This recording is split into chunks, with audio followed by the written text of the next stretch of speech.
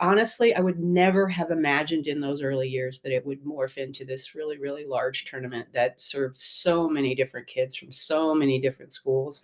That is definitely a feather in the cap of Dis Northwest to have such great organization. I mean, once they got a youth division, that really changed the efficiency of everything. It was, nice to have people like Rusty Brown and many, many others doing the work that needed to be done to make that tournament run smoothly and make it so I could just take a step back from all the things that I had been doing and be there to coach my own team, which I really, I relished those early years because um, well, I relished the moment when I got to just coach because it was like running around between trying to organize and troubleshoot anything that happened and then meet your team on the field and try to get them ready for a game. And you, the players of that, many of the teams I had in the early years were quite competitive and they wanted to win and they wanted to be prepared. So it was like a big push me, pull you for me to have to do both of those things. So it was really great to be able to, relinquish a lot of those duties and have other people taking care of the business end of things. I mean, and I think, initially I was bummed about having to go out to Burlington because I thought that might damage the number of people, the numbers that we would get, that it would lower them because people weren't necessarily going to be so dedicated that they would drive their kids up to Burlington, for two days of a weekend. But that turned out to not happen. I mean, it seemed like once it went to Burlington, it was able to expand you know, to the size that it is today. And, at one point we even had to separate the middle school from the high school because there were just so many people, over 100 teams that were trying to play.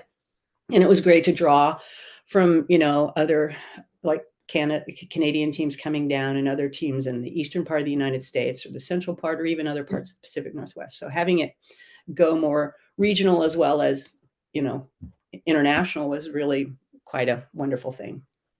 And having that relationship that our school had with the St. John Ravenscourt's kids from Winnipeg was really, really special, as you well know. um, the early years were, I would say, with only a small number of people doing most of the organization, were much harder. And then as time went by, it got easier and easier and easier. And today, I think that the number of volunteers that Dis Northwest gets, it used to be like in the very first days, I would get parents from my students to run a barbecue, and they were quite good. As you know, a lot of our parents are really good at organizing things, and they would take on the responsibility of getting all the food, and making sure that they had enough people there to prepare it. And it was basically my school's thing for a period of time.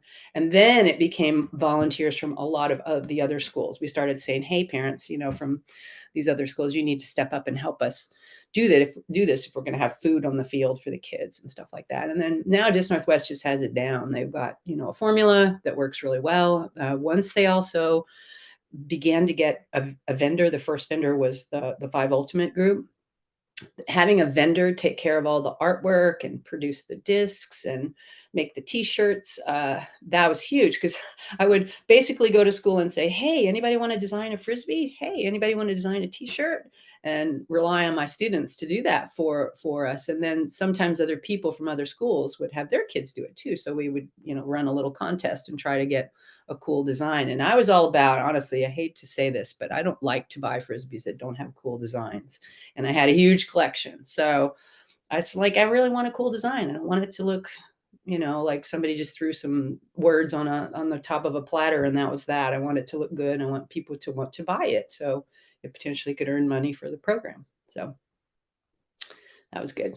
I think that having that next step was just the logical business step to take that really made things professional, and also took the burden of responsibility off of a handful of people and made it, something that someone else, a business could make money off of and also work well for the program.